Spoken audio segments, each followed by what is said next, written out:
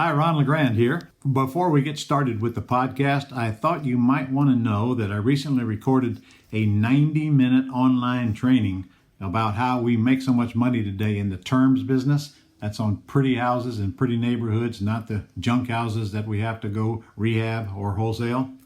I go through step by step on exactly what I and thousands of my students are doing right now to make the fastest and the easiest money in real estate without using your money or credit. If you're interested in doing just that, go to thementorpodcast.com/free training. See you there. Welcome to the Mentor Podcast, where the most highly motivated entrepreneurs come to get their weekly dose of financial stability with host Ron LeGrand, as well as other nationally recognized thought leaders who will teach you how to get, grow, and protect your wealth. Well, hello, everybody, and welcome to another edition of the Mentor Podcast, designed to help you make more money, make it faster, keep more of it.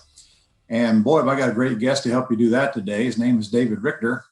And he's all about the accounting that comes along with real estate investors.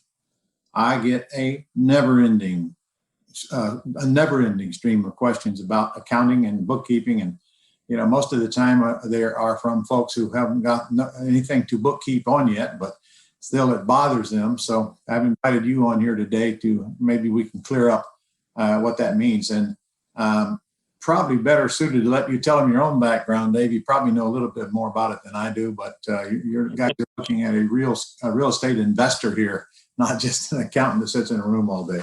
Right. So, Exactly. And personally, I hate the term accountant, like most of your listeners probably, and CPA and bookkeeper. So I'm right there with you, but let me get to that in a second. So my background, I started in real estate about 8 years ago after reading Rich Dad, Poor Dad in college.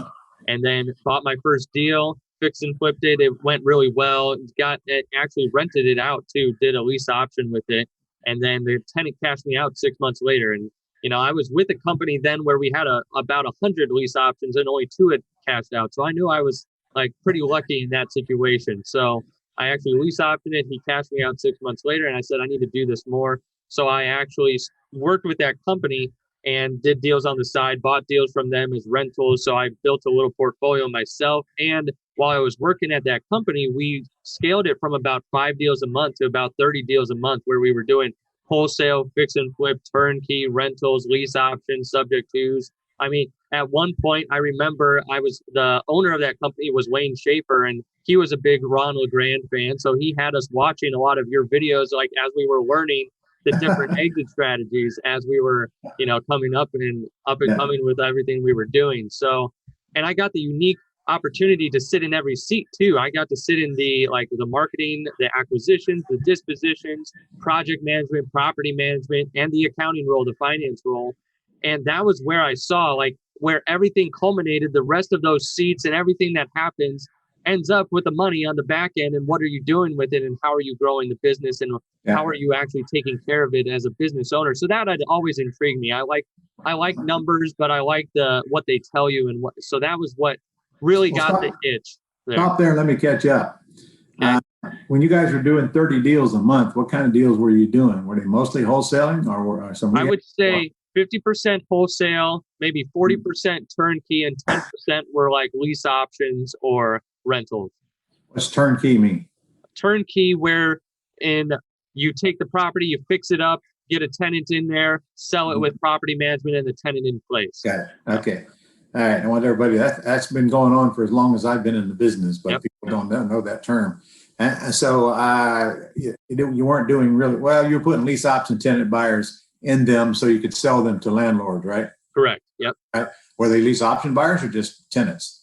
Lease option for the most part. Yeah, we were putting lease option buyers in there. Perfect. So 30 deals a month. That's a lot of deals, man. It was. Deals for any company. So how long did it take you guys to get ramped up to 30 a month?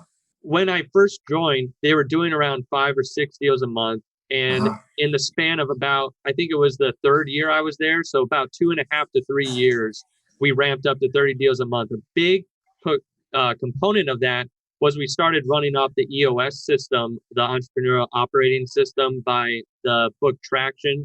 Gino Wickman talks about that whole system, and that really helped us get on the same page helped with our leadership meetings, helped with our daily meetings, helped us get, doing the daily things right in order for the month to turn out to 30 deals. So that was one of the biggest things. And then honestly, having a great team around us, and we had scaled our team too. So that was how big was the team? at that point, at one point, we had about 25 in-house people with like 5 or 6 virtual assistants. So it was a crazy big team. Now I'm going to just take a wild guess here from my old age and experience that when you guys got to the 30, you were shocked how little there was left on the bottom line. Yes. Is that true or false? That is very true. That's where I also transitioned to the finance seat at that point. So I saw the back end and I'm like, where's all the money? And I got to see. And that's where for like a year, I sat with the CPA and we were diving deep into it. And I really got to understand business finances. And it was as much as was coming in was going right out the door again. So it doesn't have anything to do with the number of deals. It has to do with the bottom line, doesn't it? Exactly. Like any business. And yet many entrepreneurs lose sight of that fact, trying to grow. Yep. I've always told everyone, I don't give a rat's ass how many deals you do. Right. Care about how much money you make. I'd rather do $1 million deal a year than go through all of that. 30 deals a month and not make anything. Yeah. Yeah. So, all right. Well, you still learned some valuable lessons there. How many houses have you done in your career? Oh, I've totaled it up, and between working there and my own deals, it's about over 800 now. So over 800. Yeah. Okay. So between that and the ones that I've done, and I had a little rental portfolio there of a few properties, and like had some fix and flips of my own. So I've seen a lot in the real estate world too in the short time that I've been around here. So where do you live? Right now I live in Maryland. I just moved here because of what I do now. I can live anywhere. I was living in Northwest Indiana. That's where I grew up. That's where we were doing all the deals right outside of Chicago. But now I moved to the Maryland area. It's closer to family out here. So that's where I am now. All right. Okay. So tell us what you've learned about the bookkeeping side of this and what we can do to help our folks quit worrying about it. So I'll continue. It goes well with the story. I'll continue the story then from when I sat in that seat and saw we weren't making money. That would have, the light bulb went off in my head. Like, okay, there has to be a better way to do this. But at that time, we were making the move. It was a couple of years ago when I was moving out to this area. And so I started working with another investor out here. So I had sold all my properties, got everything taken care of up there, and moved out to the Virginia area first and started working with an investor there and came in almost like a COO. But I knew his books were a mess. And that was one of the first things that we helped clean up and get the books in order. He wasn't doing 30 deals a month. It was more than like 1 or 2 a month. And he had a pretty good sized portfolio. And so what we did is we got him his numbers so that way he could see where he stood and make those financial decisions and better business decisions and make them faster and better. And I saw that was a light bulb moment for me because he said, one of the things we were able to do was we showed him like he was only leveraged on his properties, his portfolio of about like around 30%. And he said, I'm willing to take on more of the LTV, that debt to, the debt versus what the houses are worth. And he said, I'm willing to take that on, to buy more properties or to, or whatnot. So he did that and was able to pull several $100,000 in equity from his portfolio. And this was right before COVID too. So this happened right before COVID, and he was sitting there with cash and so he did. When COVID hit, he looked at me and said, you've changed my life. You've helped me get to where I need to be. And that was one of the components of like pushing me to start this business that I have now, because I said, I want to help more than just like one investor at a time, know where they stand and really be able to make those decisions. So that's when I started this business where it's a fractional CFO service, but we're not your typical accountant or bookkeeper because I don't do bookkeeping and I don't do taxes. What we do specifically is we manage the bookkeeping process and we implement the profit first system. So let me back up before I talk about profit first. While I was working with that guy in Richmond, Virginia, and he told me, like, you changed my life, I started calling like my other mentors and the people that I had and said, this is the idea I have. Do you think this would be a service that people would actually want and need? And in the real estate investing world, because I said, I don't want to bookkeep and I'm not a CPA, but would they, for knowing the numbers and knowing where you stand financially, would this be something? And they said, yes, I think all day long. They need someone who speaks their language to be on their side to show them. So I jumped into it. At that same time, a mentor said, you should read the book Profit First by Mike Michalowicz. So I read that book I got the book that evening, took 10 pages of notes and said, I need to incorporate this with the business that I run because I believe that system will help real estate investors know where they stand cash wise and help them manage it. Well, while you're on that subject, you got a book as well that you're going to give away here. Guys, we ain't selling anything, so relax. You can let loose of your work. I wrote a short book last year when I first started called Less Stress, More Profit. So that's a shorter book and it's on audio too. And you can get it by going to thementorpodcast.com/profit first if you want to get that book. Now, say that again. It's thementorpodcast.com/profit first. Profit First. Okay. Yeah. And what's that book about? Your system? That book was a short book I wrote last year. It's very high level of these are the things that you should be looking for inside of your financials as a real estate investor, and kind of gives them like some of the systems to use if they're just getting started out. So that's what that book is about. That one's very short. I do have another book that's coming out next year that is a derivative book of the original Profit First. That I'm not trying to sell that, but that's where Profit First, I knew that system and that book was tailored more for like every business and like service based. And real estate is such a unique way to track the finances and just a unique, it's just a unique business. So I went to the writer, Mike Michalowicz, and said, hey, I think we should do one for real estate investing. I'm already helping them implement it. And he was like, yeah, let's do it. So what do you see the big problems that people worry about when it comes to the bookkeeping for a business? The big problems I see is, number one, they usually don't have someone, or if they have someone doing the books, they don't know how to manage that person or don't know what to look for. Honestly, it's a lack of knowledge. Just like when they jumped into real estate investing, there was a ton of knowledge out there. They're not sure which way they want to go. And it was almost like it was that lack of knowledge, not because they weren't smart enough, but because no one had either taught them specifically what to do. Yeah. And honestly, it's usually that mindset, just breaking that barrier right away that you are smart enough to know how to manage this side. I remember back when I was one of those folks, David. Yep. I had no clue I thought you just handed your accountant your check register and your bank statements and they would do all the rest. And they will, of course, at a very high price. So right. Yes. Over time, I learned that I need to get the books ready to hand to the CPA. So all they got to do is the tax returns. And I think that's the gist of your whole plan here, is it not? And people don't realize that that's not as simple as handing them your checkbook. Right. The better you get at putting the entries in the right place, the less your CPA's got to do. And if you're going to be very active in real estate, there's quite a bit for them to do. So what you're telling me is you've learned how to look at the numbers to see where I am overspending and or underspending. Mm-hmm. I put that in a format where I can just hand it to my CPA. I have a bookkeeper, and that's exactly what she does, but it's for several different businesses. And so the CPA simply got to take the stuff. They don't have to go get a box full of receipts and go through a box full of receipts. Right. So that kind of stuff. All right.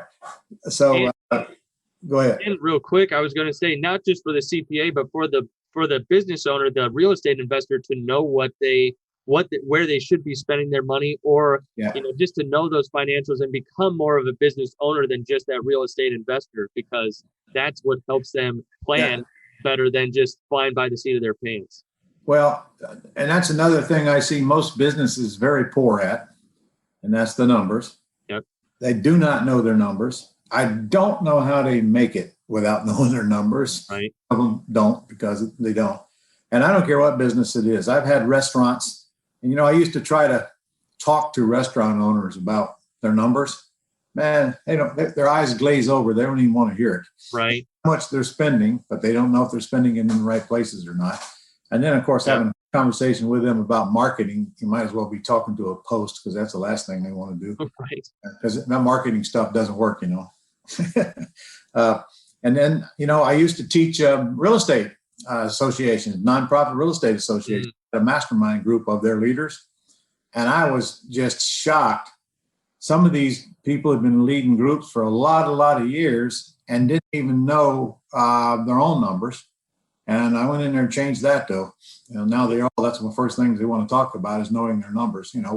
How much it costs you to get a customer, how much is that customer, so forth. And most businesses have no idea on these numbers. I can tell you, we do it global. We are very, very, very big on our numbers. In fact, that's I sit around and read reports. That's pretty much all I do because that's all I'm worth. Nice. Well, when you get to that level, that's what you should. That's how you know your business and your business's story. So a lot of people say like, "Oh, the bookkeeping stinks," or I don't want to do that or whatnot. But it tells who you are and what your story is.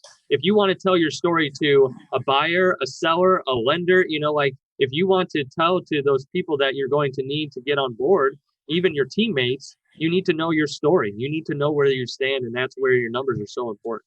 Right. So, what changes did you help this feller make that you said you changed his life? What was he doing wrong?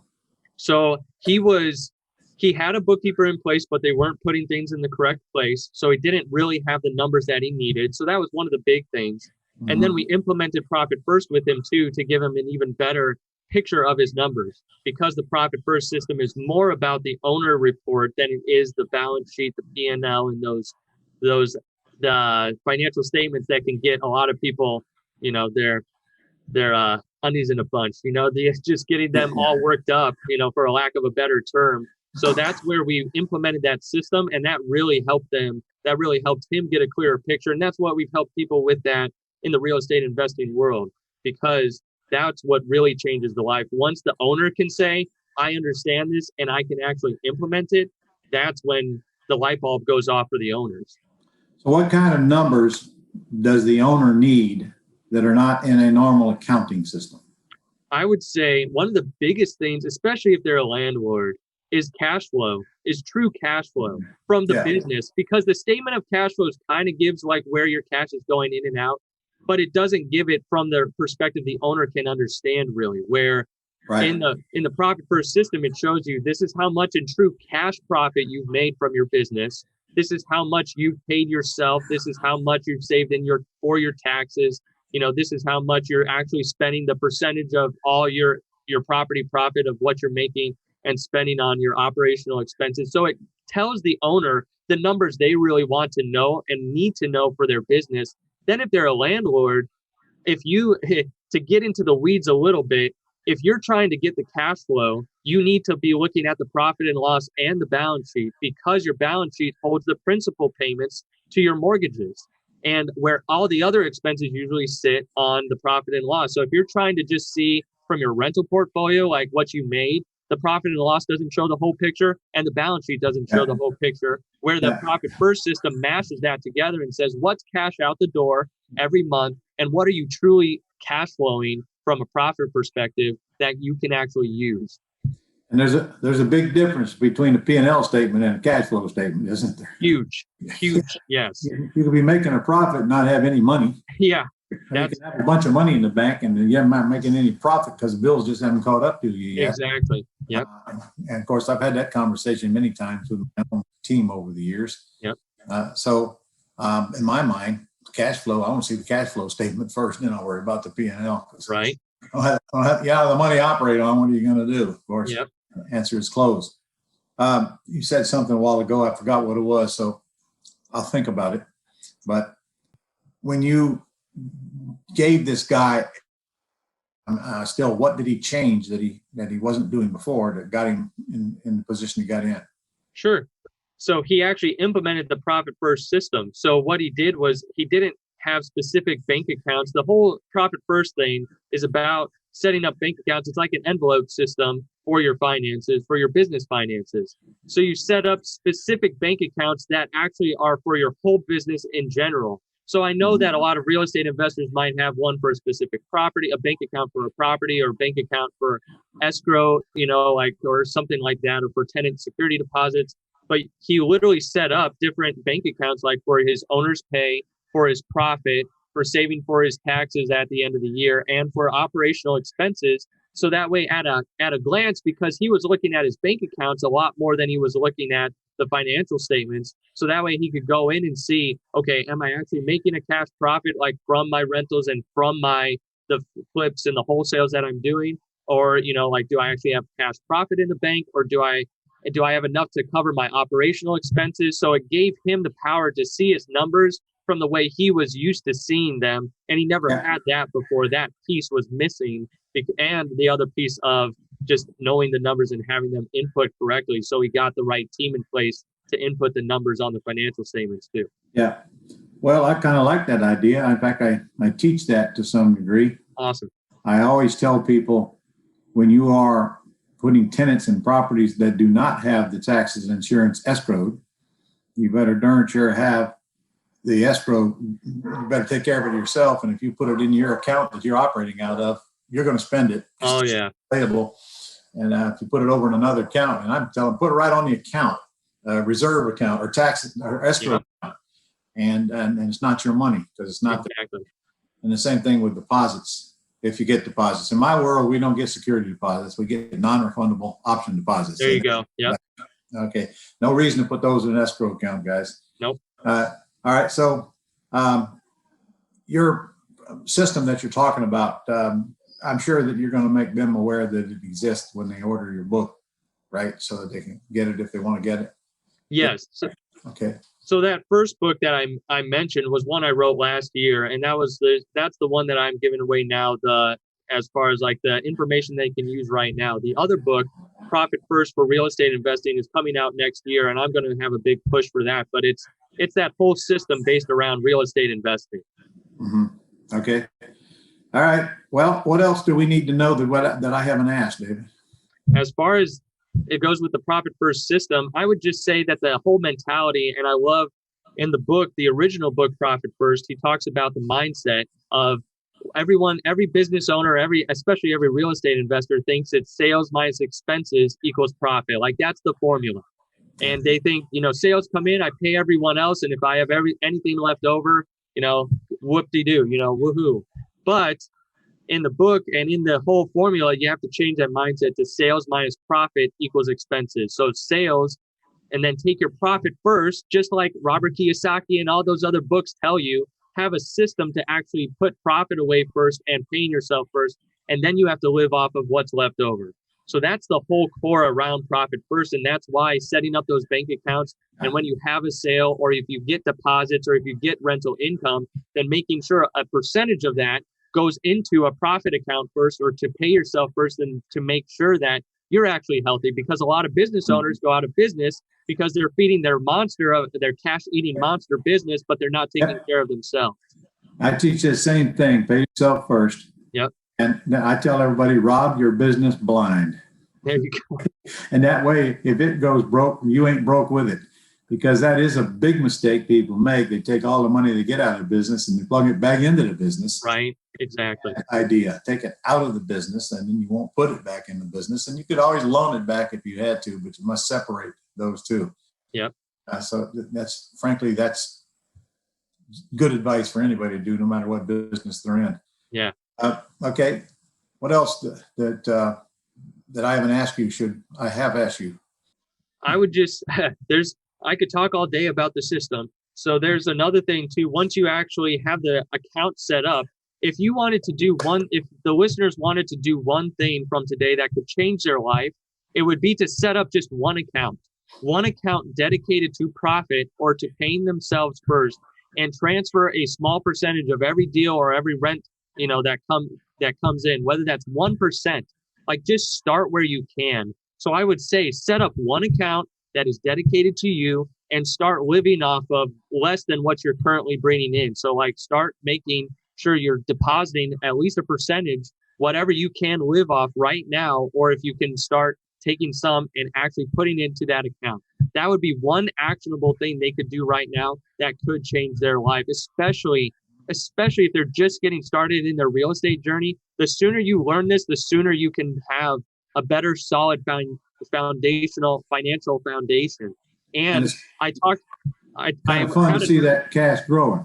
Exactly. Because I talked with another person who's a huge Profit First fan. He's a real estate investor. he's also, like he teaches real estate investing, and he told me on a podcast that if he had started Profit First when he had first started investing, he would have $5 million cash in his bank account more right now than he had currently, because of the power of the system to make the mindset shift and a system to actually manage it that's simple for the owner to understand. Because most people just throw the money all in one account and Yep. it goes. Keep it all in one place. It just goes, doesn't it? Exactly. I've always taught my folks, I teach them to buy the property and put lease option tenant buyers in there, collect large non-refundable deposits. And I always tell them, take some of that money and put it in a reserve account so you don't lay awake at night worrying about somebody moving and you have to make a payment for crying out loud. Or you have to do some repairs if somebody moves out. We get big deposits, $20,000, $30,000, $40,000, $50,000. I mean, they shouldn't be worrying about this kind of stuff. But right. In other words, run it like any other business. Create a reserve account, and I promise you'll sleep better. And when that thing grows big enough to the point to where whatever comes, you're taken care of, then okay, you can start taking it if you want. But honestly, I just keep putting it in a reserve account. It's kind of like a savings account. Yeah. And another total account. And get it out of your account. Now, your CPA will advise you against that. Right. Yeah. They'll tell you to go ahead and put it in your account, and we'll keep it separate on the books. No, because it's still in your account. It's still money that you'll wind up spending. Exactly. And just because you got money in your account, folks, does not mean you're making money. Believe me, that's just bills that haven't arrived yet. And you are robbing Peter to pay Paul. And I always tell everybody, you rob Peter to pay Paul, you're going to have sore Peter pretty soon. Right. Yep. Exactly. That's great. And right, that reminds me, the robbing Peter to pay Paul. If they wanted one more action step, if they're taking private money, if they're a fix and flipper specifically, and taking short-term loans, they should have a separate account for that and not put it in their operational expenses, because they'll be robbing Peter to pay Paul, for their project. So I like having a separate project account or OPM account. Also guard against the cash flow shuffle, Dave. Yes. That's where you go buy a property, go refinance it, pull out the cash, buy a property, refinance it, pull out the cash, and then keep doing it. Guys, sooner or later, they're not going to lend you any more money. Number one. Number two, you're guaranteeing this debt personally, which I adamantly, I'm violently against. Yep. It's the biggest mistake you can make. And maybe you don't even want to do it anymore. Now you got all this great big debt. Your money's going away as fast as you get it. You just dug yourself a big hole, created a big problem. Yep. That you have to stay in long term or sell these things off. In other words, you're backing yourself into a hole. Oh, yeah. And borrowed money is not profit, and you should not treat it as profit, because Nope. it actually has to be paid back. Remember that note you signed that said you're going to pay it back. Exactly. Just a few simple things that people learn the hard way over a course of years, like I did, could drastically change your business so that you don't have to go through all this crap that most people have to go through, which puts a lot of them out of business. Poor cash flow management will put any company out of business. Yes, it will. All right, Dave, let's give them their link there one more time to get your book. Sure. It's the mentorpodcast.com/profit first. Okay. And they can get that for free. Yep. And Get that for free. information on this. Okay. All right. Well, any last words? No, I appreciate you having me on here. I want to get the Profit First message out, and I want to make sure, like you said, people don't go out of business. There's a better way, teaching investors, there's a better way to handle it. And it's just that lack of knowledge. So let us teach you that knowledge in order to keep the money you're actually making, like those big deposits that you're getting. Like, don't worry. We don't want you to worry. So that would be my parting thoughts. All right. Well, if you are watching this and you don't know who Ron LeGrand is, you can go to ronlegrand.com, and you'll certainly know pretty quick, because there's a mountain of stuff on there you can get for free. Or you can go to YouTube and spend about the next 4 or 5 years watching my videos. There you go. Brand.com. All right. Well, thank you, David. I appreciate your help today, and anything we can do to help people prosper is what this broadcast is all about. So see you soon. Thanks again. Thank you, Ron. That's all for this edition of the Mentor Podcast. To connect with Ron and learn how you can attain financial freedom, as well as up-to-date strategies to grow and protect your wealth based on today's discussion, go to www.connectwiththementor.com.